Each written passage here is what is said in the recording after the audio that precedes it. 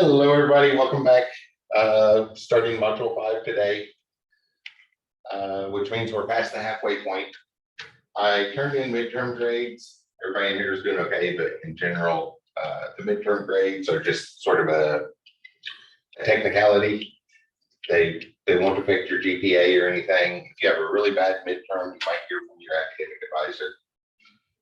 But often they're overwhelmed with the people that have lots of bad midterm grades. So that's kind of the only place to show that. You may have, I don't know if y'all get notified or anything about those, but I just went through the grade book on Monday, whatever assignments had already been turned in, and just submitted what the grade said on Monday afternoon. Let's see, there was something on one of the quizzes, and I apparently jotted the note down in the wrong spot. The question, there was a question on one of the quizzes when I went back and was putting points back on the quizzes that everybody had missed the same question, so I put the points back for everybody on that. Something got off in expressing it. And what was the word? Something about when you go to a website and like try to enter a phone number or address or something, and it pops up a message about what the format's supposed to be. The correct answer was lookup routine, and I think most people put something like data validation rule, or field validation, or field format, and the ones where field is in the name, so creating the validation rule or creating the formatting policy that it's going to follow, that's on the developer side. So in that question, it was one in the end user side. So that's where the lookup routine. Some terminology just in case it shows up again, but I guess I don't think we talked about that in class. The textbook might not have been very clear about it because that was one question everybody missed. So I just put the points back on everybody, but keep that in mind because that's not the only place that shows up. Sometimes we use different terminology on the developer side versus the end user side. Or today we're getting into networks. So the network administrator will have different terms than the end user that's using that network would have for the same device. We're not diving into anything advanced enough to see any of those terms today, but those are things that exist. So keep aware of that difference. That's the little distinction. Yeah, I guess we can jump in here. Like the old saying goes, strength in numbers, right? And computers are no exception to this. A bunch of computers can obviously do a lot more than any single computer can do alone. So far this semester, we started off with, after the introductory stuff, started off with hardware, the physical device. And we looked at data, the raw facts that we put on those physical devices.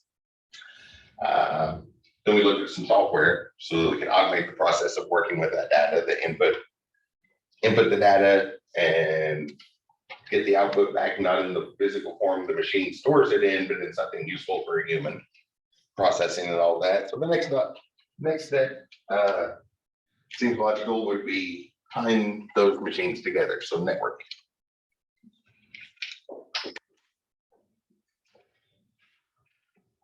Does not look like a letter R. Networking.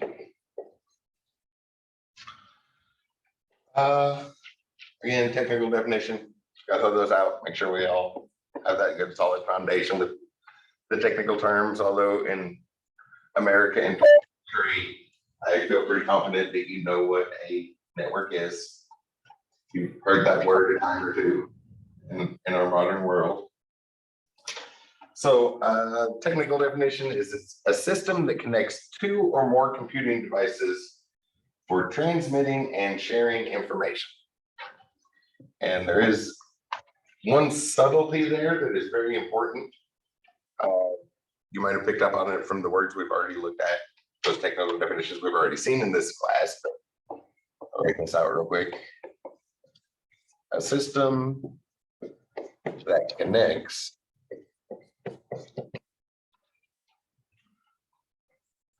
two or more Uh, Computing devices.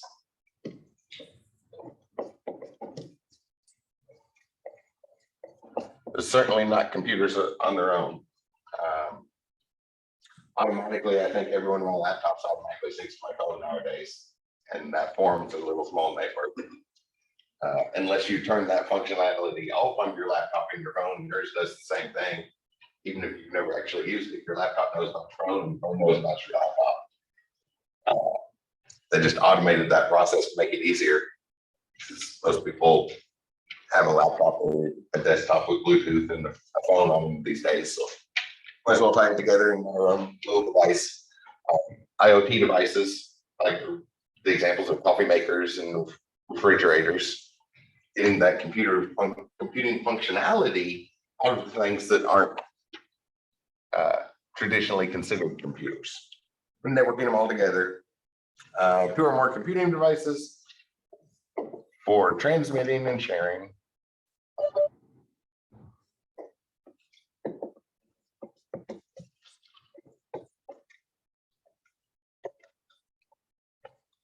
And in America in 2023, I feel pretty confident that everybody had that much of the definition down already. Transmit and share data between different computers and so on. But then that small technicality in the definition. The definition doesn't say data, it says information. Remember that flow we looked at way back at the beginning of the semester? That ancient need of humanity that computers are just the modern tool for. Start with our raw facts.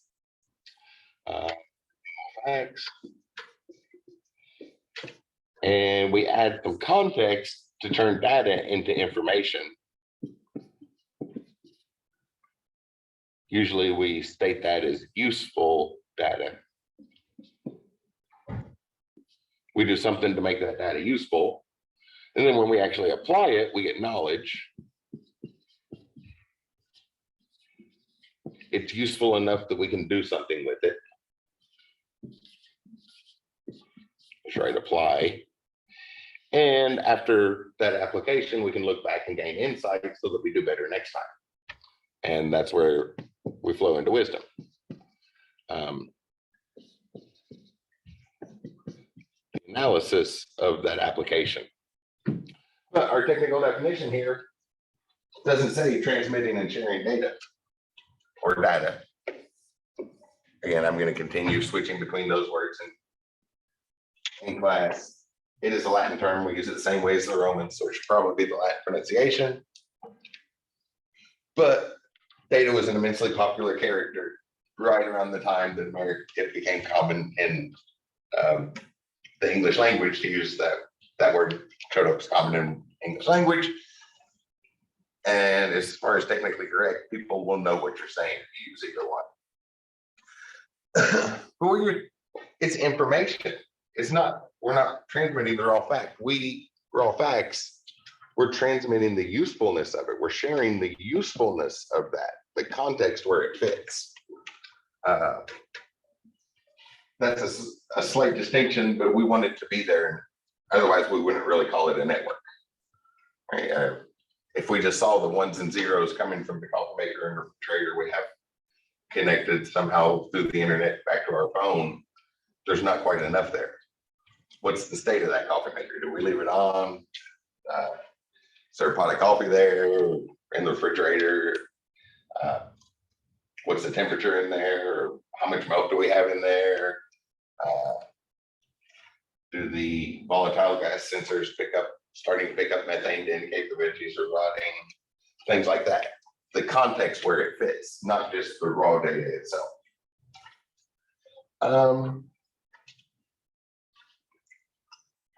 Prefixes.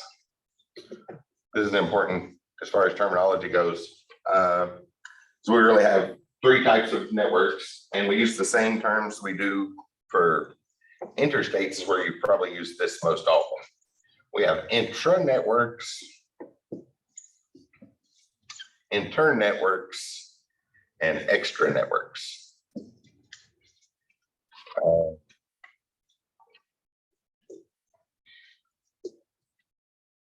inside, between, and outside. So we're most familiar with these on the highways, right? Intrastates, like both here right here near Sellers Road. Those of y'all up in Indianapolis might be a little bit different, but here in Sellers Road, where we're right by the Ohio River, so the Louisville metropolitan area, both Indiana and Kentucky have an intrastate 265, which is sort of a bypass that loops around, but it's internal. They're not the same 265. They're inside the state. They don't. Neither one of them crosses that state line. Neither one of them has a bridge on it. An interstate is between. So like I-65 starts in Chicago, goes to Alabama. So it's going between a lot of states, crossing over. And extra, we don't see that as much a lot on roads. Some exist.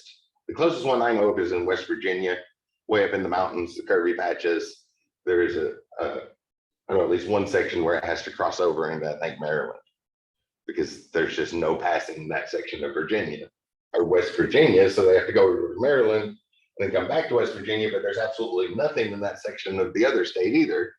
It's just the road happens to cross over there. So it's outside the state where it actually belongs to. Same thing with networks. Intra networks are inside. Like those of you on campus here at Ivy Tech right now, we have that internal network to the campus you can't access from outside. Right? They boosted it up in 2020 so people could use it from the parking lot. But after you get past the first couple rows in the parking lot, you can't access that network anymore. But also with companies, it can cross more than one building. Humana here in Louisville is a good example of that. Big, huge insurance company worldwide. Here in Louisville, there's 40 stories of a 40-story building of all filled with people that work for that one company. But whether they're in that building or anywhere in the world, there's that internal network that anybody that works for Humana can access. And only for internal people. And at the same time, there's an external one for the customers to access.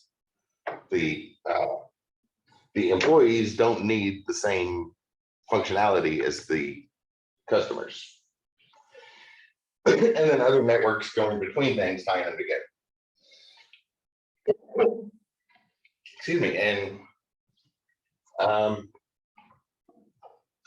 then these are just general prefixes. So what I was just talking about would be an intrastate or an intranetwork, or an internetwork, or an extra network. But there is one that stands above all the others, so kind of tie in, everything ties into, and which use that connectivity, so we don't have to run our own connectivity, which gets its own unique prefix. It gets, or a different article, the internet instead of just an internet. So just any old one, the big one that connects everything. I think everybody's heard of that, right? It's probably been on there a couple times today. People on the Zoom call have definitely been on there today. I'm going to erase this. That's something we've talked about at the beginning of the semester, and we're back to it here.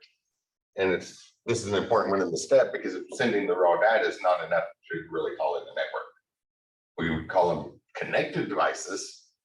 They're transmitting and sharing things, but not in such a way that we can really make full use of it. I had to change my lecture notes around, so we'll talk about the internet, which on all the other ones, intranets, internets, and extranets, we follow basically the same protocols as the big internet. So I guess I can go over that real quick. Just have to abbreviate things. The internet is the way that it's done on the World Wide Web, is just one of many methods that we have to do it. But it's kind of a superior method, so that's what we usually go with. So that came about in the late 1960s. Everybody a little bit familiar with history, you know what was going on between America and the Soviet Union in the late 1960s. There was big concerns about mutually assured destruction. at that time, it wasn't even an if question. They were asking when it was going to happen. And the American military, being what they are, they wanted to make sure they were still in a fighting position after they destroyed everything in the world, just in case. So they tasked some researchers with this. They kind of had their own motivation. They contacted scientists, and scientists wanted something like this, so they took their money and designed a nice system that would fill their needs and the military needs as well. And that was ARPANET.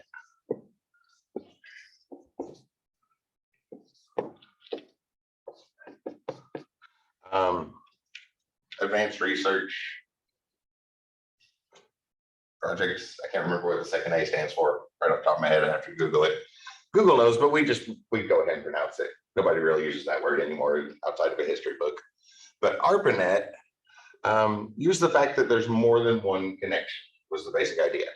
So if we have two sites, right, like site A and site B, and in the event of mutually assured destruction, we want to make sure those sites still can communicate with each other.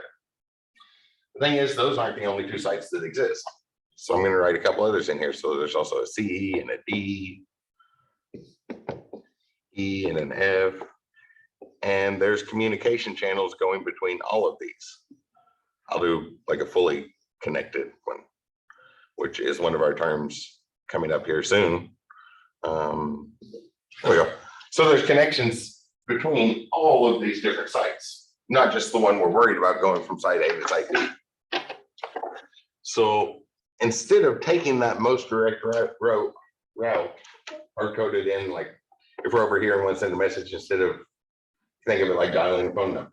Instead of dialing that one phone number and checking that, we check every possible route. So A is going to send out a message down every channel it has. Oh, there's more connections there. Those two as well. I think that's all connected now. So A is going to send out a message down every channel it has. And whichever one gets that message first will respond to it. Maybe E gets that and sends the first response. So that guarantees that that communication channel is open. It's not a complicated check. It pings it. Everybody familiar with ping? That's another common one. We send one bit, and well, because of what we're going to get to here shortly, along with that one bit, we send like an extra 170 something bits. But the one bit is the one bit we actually care about in that packet. And then when the other machine gets it, it'll recognize what that one bit is for and send a response. So just the easiest, just who's available. If this site responds, A is going to send its packet, send its information there. So it's going to say from A to B. And then E is going to do the same thing. It's going to ping every machine it knows about. Maybe D is the first one that it hears back from. So it gets the response from B. It passes that down this route with that information from A to B into E. And it tack on what side, where it's been along the way. So it's keeping track of the route as well. And that process will continue, and it just bounce around through all the different sites and hopefully eventually end up at the destination where it's trying to get to. Simple redundancies. Just check every connection it has, whatever the first response is, that's guaranteed to be an open communication channel. So just choose that one, as opposed to dialing a single phone number, a broadcast instead of a phone number, right? Like the alert system to dive back into the phone. Sometimes the government sends out those signals, those notifications, like an Amber Alert that shows up on everybody's phone at once. Versus when the normal uses your phone where we pull it out and we contact one person explicitly. So just broadcast everything and let it bounce its way through the network to get to the other side. That eventually became what's known as IP protocol.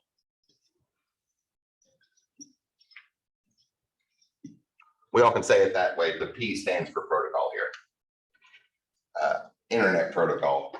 And for some reason, over the last 60 years, we've added the word protocol in again. So the internet protocol. But this is so a quick and easy way to get things across the network. Guaranteed that if a communication channel still exists, it will find its way through the network. And it has the list of all the places it's been. So after a while, it can tell that there's no exit from that small network. There's no connection left. So it can even determine that on its own. And a pretty good popular method for doing that. There were a lot of other protocols that came and went, and how it was transmitted, how the data was formatted so that we'd be sending information. A lot came and went, but eventually we got to transmission control protocol.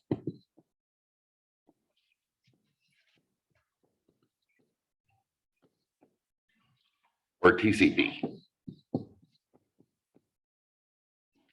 That's the whole word. Okay, yeah. Or on the video, I mean. What I put in my notes is to try and simplify TCP. It breaks it down into packets. There's not the notes I thought I'll draw a picture. It breaks it into packets. Breaks data into packets.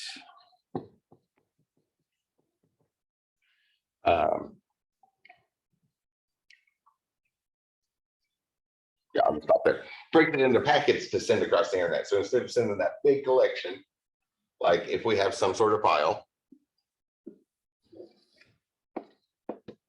so that's our original file, it's going to break it down into small chunks. There's something there, something there. I'll do sort of some arbitrary chunks there. And then each one of those packets independently finds its way across the network. And they include instructions on how to put it back together. There's some overhead. I'll get to that in a second. So like this packet would come over here and kind of reform itself. Same thing with this packet. Comes over here, puts itself back together. Got another one over here. And they're all taking their own unique way through the internet. Something like that, and puts it back together on the other side. And I did intentionally make that slight variance. Right? There's things can get lost in transmission, interference and stuff, but there's a threshold where we don't want to panic over it. Right? Little issues like an image got blurry as we transmitted across the internet. We don't want to worry about that. If it's still enough to detect what the image, people can tell what the image is. All of the words related to it, describing it and all that are still there. We don't want to panic and resend all of that data because something got a little off. So there's also some error correction, error handling, checking things. There's at the very least what's called a checksum. We have one extra bit on the beginning if it's needed, and we'll say what the parity is. So maybe everything, if we add all those ones and zeros together from a binary code, we're either going to come up with an even number or an odd number. So we can set it up so that, say we have even parity. We're expecting even parity. So we have a bunch of ones there. Our checksum. And maybe our data is like 100101110. 1, 2, 3, 4. So if we add those together, we got an even number. So we could just tack on a 0, and now we still have an even number on the other side. But if our data was like 110111001, we have an odd number, so we just tack another 1 on the front to make sure it's an even number. Just a quick check. It won't detect a lot. there are error correcting codes and things. And on the internet, where it's playing fast enough, we can do a simple checksum. And if it comes out wrong, like we're expecting even numbers and we get an odd number in, the computer can ask for it to be sent again, which happens a lot. Anytime you've ever sat there and waited on a website to load, this is taking longer than normal. What's going on is the two machines are going, something went wrong, send it again. Something went wrong, send it again. The parity of the bits got off. So I'm not saying that the parity is correct, that we got the right data, but if the parity is wrong, we know we got the wrong data. So just a quick check. Anytime you've ever sat and wait on a website, that's what's going on. Just that parity check, and it's just the computer's going, something went wrong, send it again, something went wrong, send it again. Works great on Earth, but for things like that camera we sent to Pluto, took years to get there. By the time we got there, it was 4.5 hours each way. So something went wrong, send it again was not a viable option, because it would take 9 hours to make the request and then get the corrected version. So there are other options we have, like codes that can correct themselves and things like that. And they're not super complicated. Like I saw one I remember one in a combinatorics math class. The final exam, or the test right before the final exam, we had to write a code that would correct 3 bits if something went wrong. And this was one question on a large exam. So it is not hard to develop once you know the process, but it is just kind of following simple patterns and stuff, but a bit lengthy to get into for an introductory class. But we have other things like that, just like protocols. Lots and lots of other protocols come because with TCP, we need some stuff. I'll put it up here. We need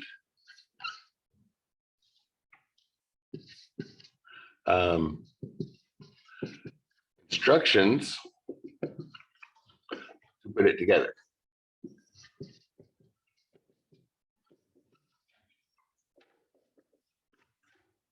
So like we need instructions on what the parity of that bit should be. We need instructions to say this is packet number 1, this is packet number 2, number 3, 4, 5.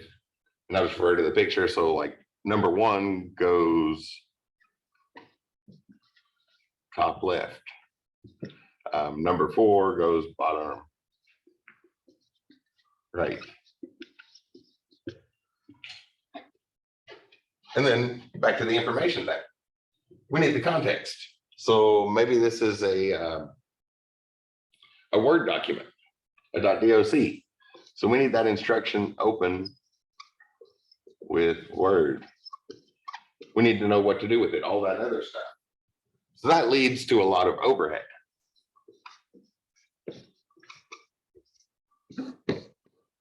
Whole bunch of extra data we have to put in there. Like I just mentioned, a ping, which is really one bit that we care about, comes with an extra 170 something bits.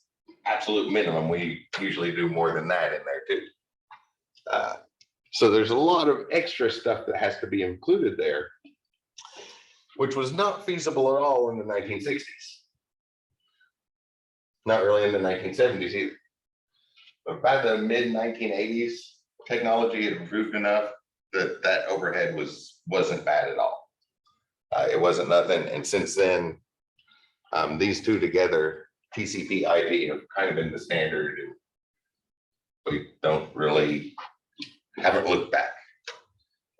I guess the only exception to that would be over the past few years, things that need high levels of security might go to one of the other protocols, because it's been 30 years since anybody used those other protocols.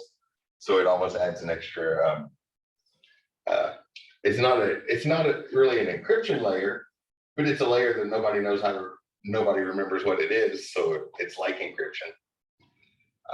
Gives an extra step that somebody has to break through to get there. Otherwise, yeah, TCP is quick and easy. IP, quick and easy. Quick and easy, very small. Quick and easy with lots of overhead. So once machines could handle that overhead, we just never look back. And on your networking classes, in particular about TCP, you'll see books thousands of pages long that go on and on and on and on.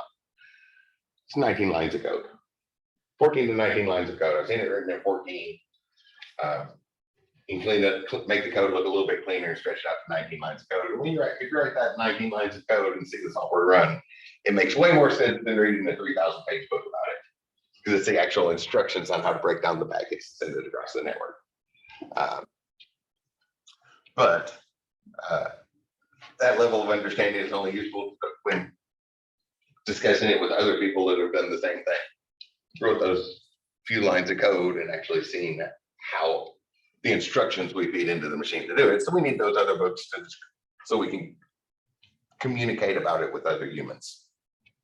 Especially if you're a networking person, you're the IT guy in charge of the network, the manager's going to want to know that stuff. So have to be able to put it into English at times.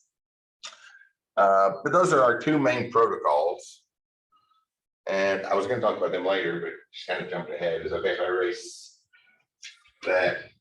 We'll come back to the TCP near the end of the lecture today and at least talk about the levels and what's called the OSI model. The OSI is all of this stuff, all that overhead, and along with the data that we're actually sending, the things in the packet. Okay, if I erase these two pictures, just a quick overview of it here.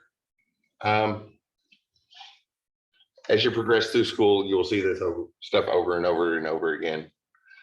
If anybody's planning on heading to a 4-year school after this, at least down here at Sellersburg, and I assume it's very similar for those up in Indianapolis, the 3 main 4-year schools around here where somebody would transfer around the Louisville metropolitan area to IUS or U of L or Bellarmine, all 3 of them will make you write the TCP protocol.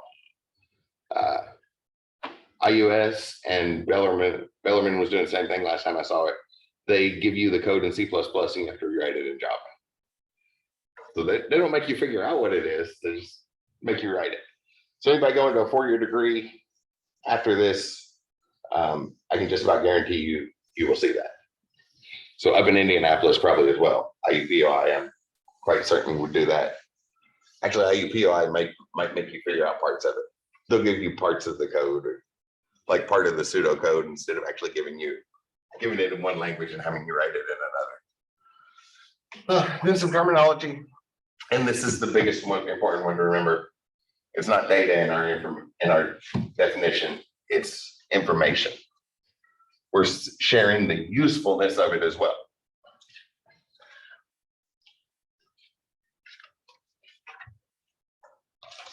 I have all 3 notes out here because normally this lecture is spread out over 2 days, but we only have 1 day this week. So I have to switch the notes a little. So some sort of connectedness.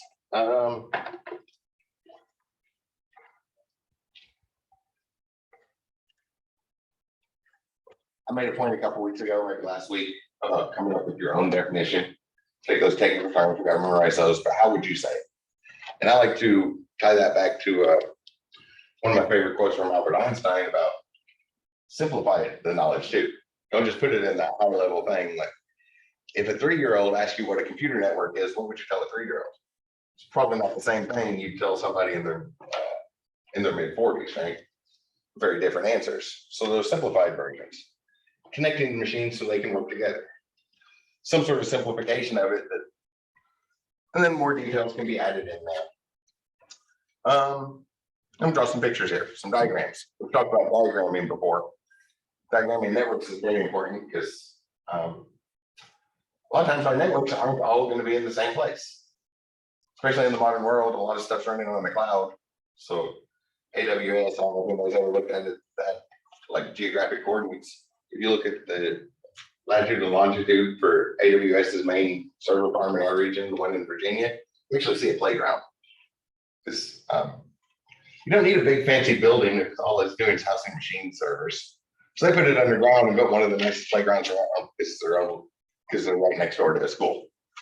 So at the edge of the parking lot, there's a little like 4x4 shed. There's actually a staircase down into the thing.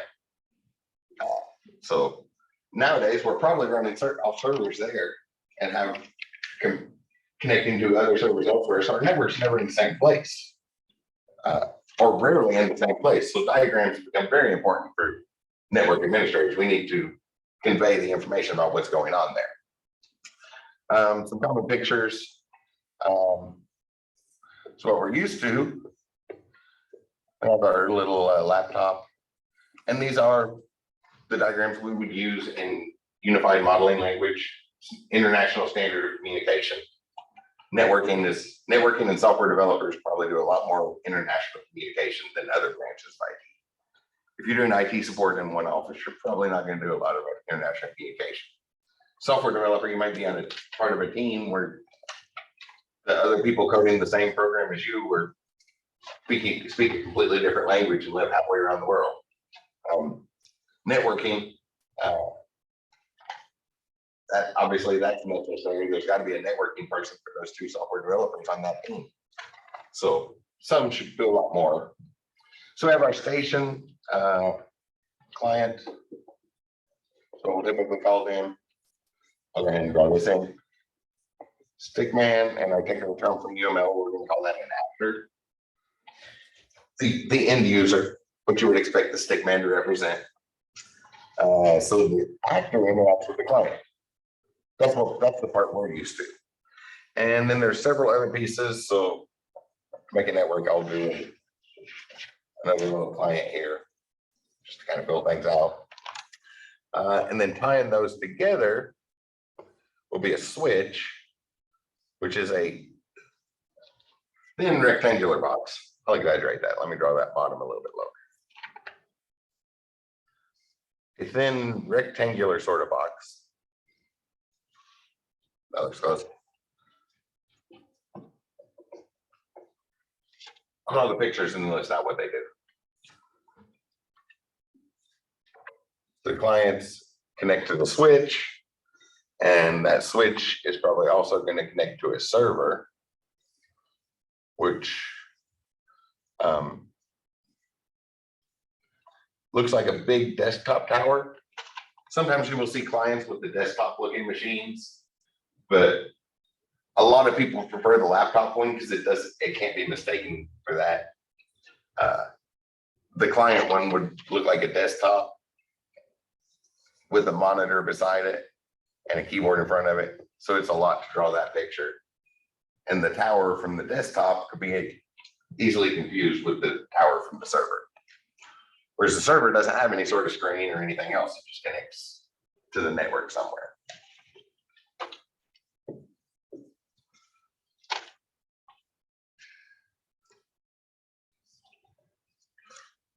I'll put or hub here. That's another word we're going to define in a moment. You probably encountered those from USB hubs. We mentioned earlier when we were talking about IP protocol, with phones, the unique phone call versus a broadcast to everybody. Switches are the unique call and hubs are the broadcast. You probably encountered those with USB USB hubs, right? We have a laptop that only has maybe 3 USB ports, and suddenly we find ourselves needing 5. So you can go pick up a little USB hub and just extend the number of ports because they're all, anything plugged into those ports is interchangeable with anything else. Switches are more specific. We'll talk about them in detail in a moment. And then somewhere there's probably a router. Everybody's heard of those terms, right? And this is switch, abbreviated switchboard. So not like the light switch. If you've seen old video of the early phone days where nobody dialed numbers, you just called when you picked it up, you got a hold of the operator and she manually plugged you into somebody else's line.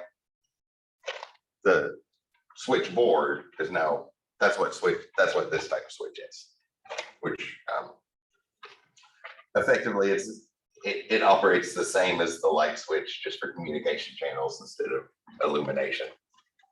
But let's get into another point. And then the router is what goes off to the internet.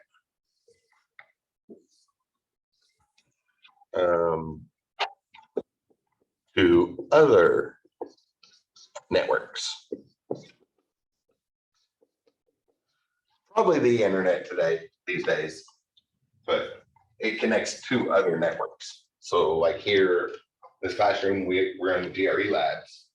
Over in the one along the corner where all the networking equipment is, these computers connect to that, and then we're connected to a switch there, and then one of the machines connected to that switch is a router that connects back to the Ivy Tech network. GRE is general routing encapsulation. So it gives us our own little personal tunnel inside of the Ivy Tech network. We're not separate from it. But in general, we will probably connect to other networks. Our GRE lab is a good example over time when it's not. I'm sorry, we would generally connect to the internet itself and just tie into the other network that way, across the international communication channels that are laid everywhere. Ivy Tech has really good internet access. Like from our campus here and every other campus, there's fiber optic cable running to Fort Wayne where we tie into an actual internet backbone. We don't need an internet service provider. We're called those researchers that originally the Department of Defense hired to create ARPANET. They had their own reason for doing network things. So most colleges and universities do that. We can tie directly into the internet instead of going to an internet service provider. But that's a little bit of a different description. All that terminology sound familiar? Ever heard of those pieces? Typically in our modern world, your home router, which you call a home router, is a router and a switch put into one box. Lately, Spectrum has pulled them back apart and started doing two boxes. I assume Charter does that everywhere. It's not like there's different cable companies. But down in our the subset of Charter down in the Louisville metropolitan area, they've started pulling them apart instead of having just one box. It's easier to replace because they usually don't break at the same time. But it would have the router and the switch tied in together. So quickly on what these are. Client is the end machine. I'll leave myself room, yeah. So the client is the end machine the user actually interacts with.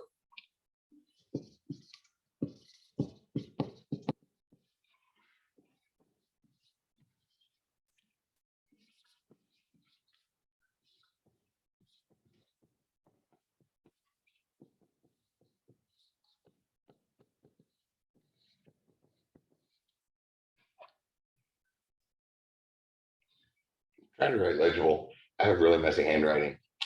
It gets bad. Sometimes I can't even read my own. I'll do server first. It's not really the order of the network, but these two go together. These are the main ones we think about. These are usually powerful machines.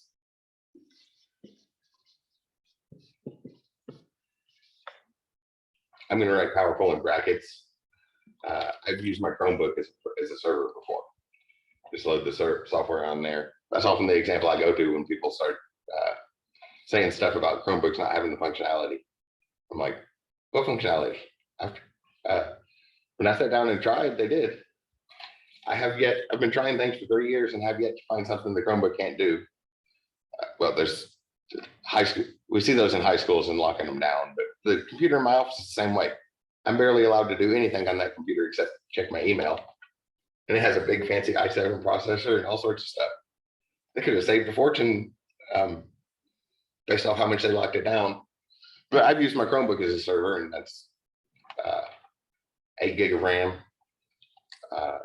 So not necessarily what we would call a powerful machine, but usually that's what we think of with servers. It's the functionality. We can load server software onto a Chromebook and host web pages from it, or host a load balancer from it, and all of that stuff. That controls the connections of the network, which sounds very fancy, right? Controls the connections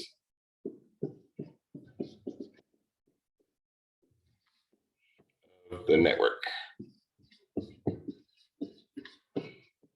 Sounds fancy when we say it that way, but if we think about other places where we see server, like in a restaurant, it's not even an analogy. We go ahead and use the word client for the restaurant. A client is the person that stops in to eat. So say you go to Tumbleweed, get some food, you sit down at a table, and the server comes over and asks you what you want. You tell the server you want a margarita and a steak, typical Tumbleweed dinner. The server does not make either one of those things, right? Server's gonna ask the bartender for the margarita, ask the kitchen staff for the steak, and then bring it back to you when they're ready. The server on the network does the exact same thing. A server on the network knows where the stuff we want is. If it's on another network, our server will contact the other network and ask the server on another network, just like ordering the dinner from the steak or the drink from the bartender. So it's not even an analogy; it's the exact same thing. The client comes into the restaurant, asks for something, the server goes and gets it, and then brings it back to the client. That's what that technical stuff there is saying. Exact same thing that happens in the restaurant.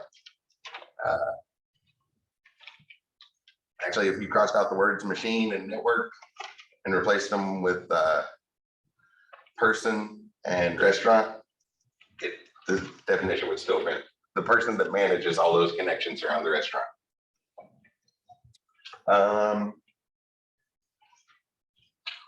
Switch identifies connected machines.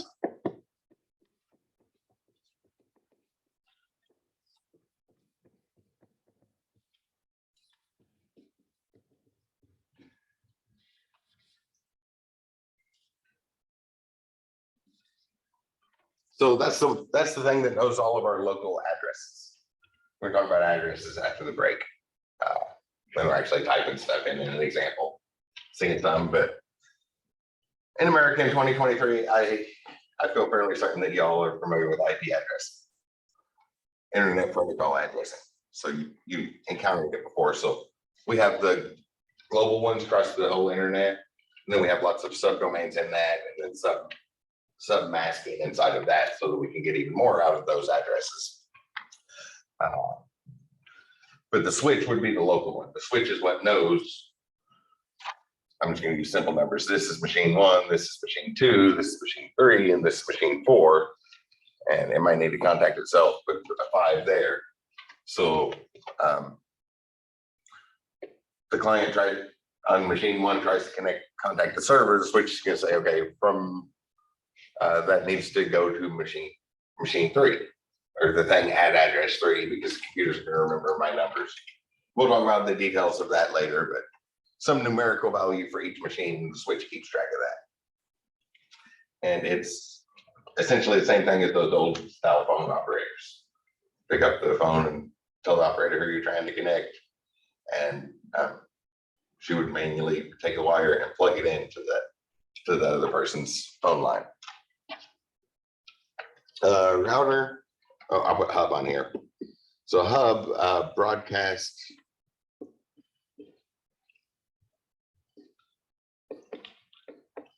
to every machine on network. So whenever we're sending stuff across the network connected to a hub, we have to specifically say where it's going and who it's going to, and that way all the machines can listen. And if this client needs to connect through the hub to the server, it's going to say the message for the server that goes to everything, and then the server will respond like, "Oh, I'm the server," and then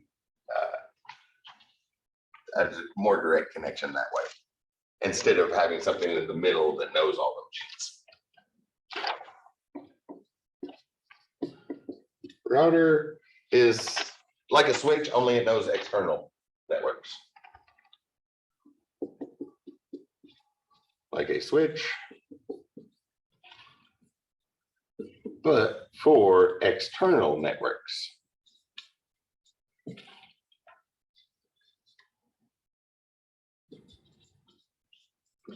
So the switch has all those local IP addresses. I'll go ahead and use that even though we haven't talked about it, because this is America in 2023. There's no way you all have gotten this far without knowing what an IP, at least having a basic idea of what an IP address is. So the switch has all the local ones, and the router knows all the external ones.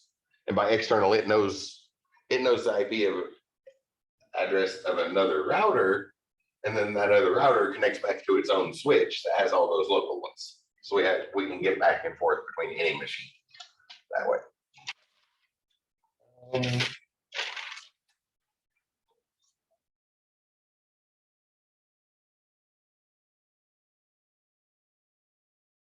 This other set of notes has wires on there as well. Wires, so less than 100 megabits per second, usually using Cat5. I forgot to bring one. I'll look in my office to see if I have one cut. Again, 2023 America is everybody seen Cat5 cable. It's pretty common Ethernet cable. Inside of that is 8 wires split up into 4 pairs. One of them will have a color, and the other one will have the same color with a white stripe on it. And they're twisted in certain ways to counter interference that might happen. And then all 4 pairs are twisted around each other. Up to 100 megabits per second, the orange pair is used for transmitting data, and the green is used for receiving data. And beyond that, all 4 pairs are used for parallel signals. Beyond that, like all 4 transmit all at once, or all 4 pairs receive all at once. Or wireless, Wi-Fi 2.4 and 5 gigahertz signals, Bluetooth 2.45 gigahertz radio frequency. Lately, in my own personal projects, IoT devices and stuff, I've started bringing back 433 megahertz occasionally, because the machine I'm connecting to, almost all these days, it seems like there's almost always something going on the Wi-Fi and the Bluetooth already. 433 megahertz is like the walkie-talkie signal. That's probably a better way to say it. The walkie-talkie radio signal for short range. And if we're sending binary information, the problem with those was that they get all staticky on voice, but we could still hear voices across, right? So if we're sending binary information, binary is still clear as can be there. So I've started using that some, just because everything's connected to Bluetooth and Wi-Fi. We have another one that's available and easy to work with. Yeah, the same sort of radio signal that I'm familiar with from radio stations to TV stations. Just, it's highly regulated spectrum. Every country in the world every government in the world has a communications department that regulates the radio frequencies inside of their country, and which ones we're allowed to use, which ones we're not allowed to use, and all of that stuff. You'll hear about details of it in upcoming classes. Let's see what's next. That will be abbreviated.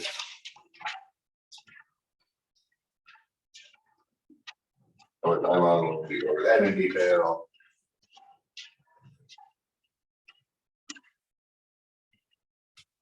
Topology, that'll go good with this picture. So real quick, I'll kind of connect to this picture. Is okay if I erase this side with the words? I see head nods in here. Just introducing all these things here. I believe everybody does have to take at least one networking class, right? NETI for network infrastructure. I'm pretty sure any place you're heading in IT, all of the IT programs, unless you're getting like one of the short-term degrees, something they might not have. But if you're doing any of the 2-year IT degrees, you're gonna have at least one network infrastructure class and get into details. But got these connections, and here there's like a central spot, and everything kind of spirals off of that. The way we connect them, those sort of connections, how things are connected, that's called the network topology. And there are a few basic shapes that you probably want to know the names of. So a ring topology, I'll just draw little circles to represent our 3, 4, 5, so 5 connections, and sort of a one-way path as the signal goes around. So transmit this way, yeah, I guess that you can think of it that way, transmit clockwise and receive counterclockwise, all the machine, and then there's a loop so that it's kind of like a broadcast. Everything goes through every machine.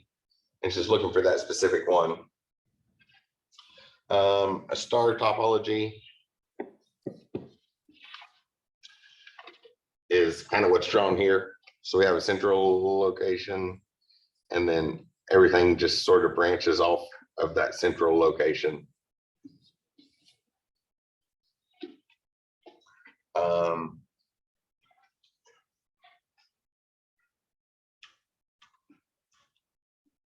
The camera over, so I don't have to erase the board at any point. Tree is sort of a hierarchical structure. So we have something at the top, and then some branches coming off of that that would connect to other machines in different formats. I'll just draw a few bubbles here. Maybe just one this way, two here, another one comes down this way, and we set up our connections somehow like that. And this does not represent necessarily the physical layout in the room. This is how the wires connect to each other. Right? Physical layout is a bundle of wires, and those always look like a mess. Anybody's walked through the front building over in Fowl Hall, they had to redo some stuff with wires, so the drop ceilings pulled up so they can access that just big bundle of cables. That's on that. There are ring topologies and tree topologies and star topologies all mixed together with those wires, physical layout. But the machines that need to be connected are going to be in one of these basic patterns. Linear, probably no surprises here, like a ring, and just uncoil it. So there's a start point and a stop point, or just in one long line. A bus is similar to that, only we have one long line, and then the machines tie into the side of that.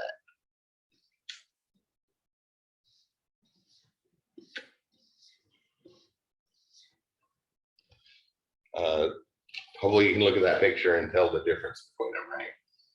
This machine, in order to connect to this one, has to go through this machine. But over here, it just, the signal goes back to that main bus line, and then jump right to the other one without passing through any of the other machines. Mesh is like arbitrary connections. We just have a bunch of computers and need some way to put them together. I'll just draw 2, 3, 4, 5, 6, 7, that'll work. So maybe we have these connected over here, extra connections there. This one's connected here, and then maybe those two are connected to each other. So some sort of arbitrary connection is a mesh.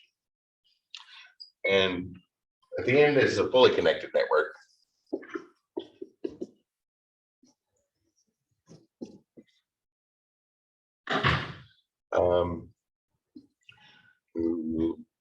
Three, 4, 5, 6. So maybe we got 6 machines here, and every machine is connected to every other machine on that network.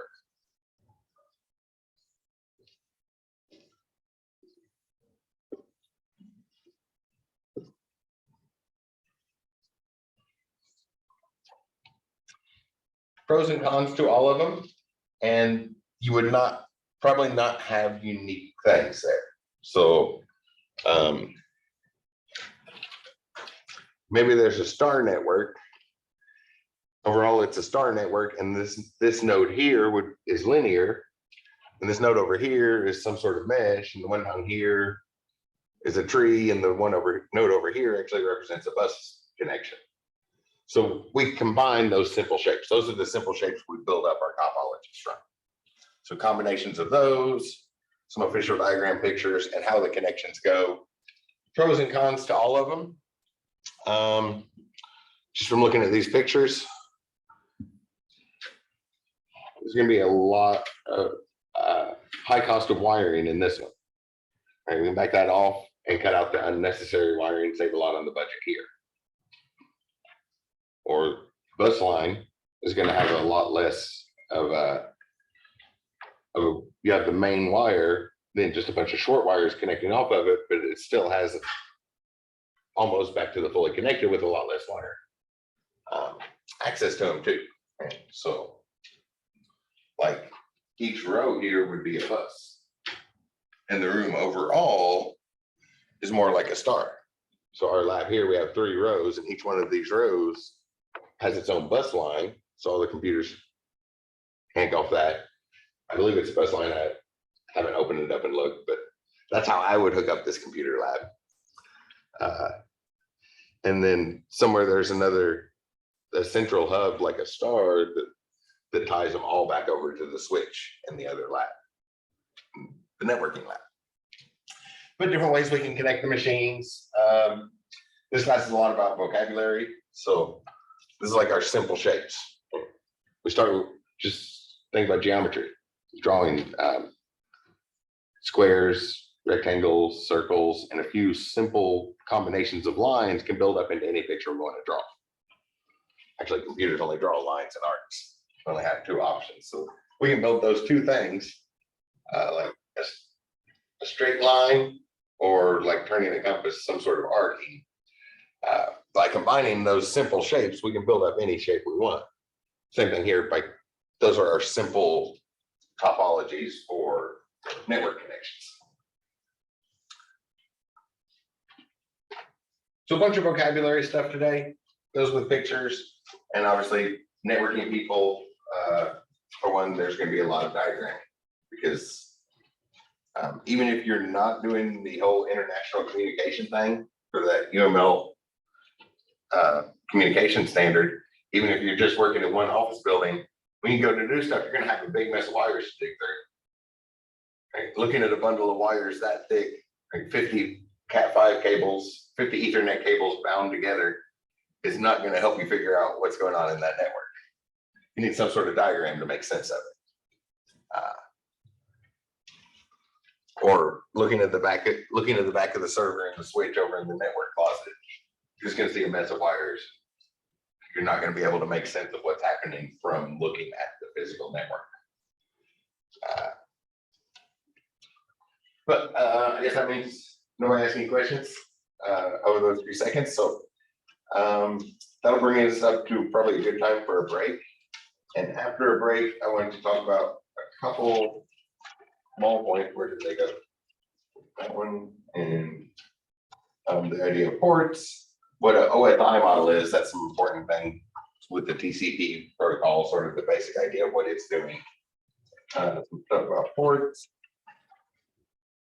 And what else that? Oh, and then addresses, IP addresses, and you'll be doing stuff with IP addresses in the weekly lab. So that one will be pushed to the end, but now it's probably a good time for a 10-minute break. Sound good to everybody? All right, my laptop says 2:05, so we'll get back to it at 2:15.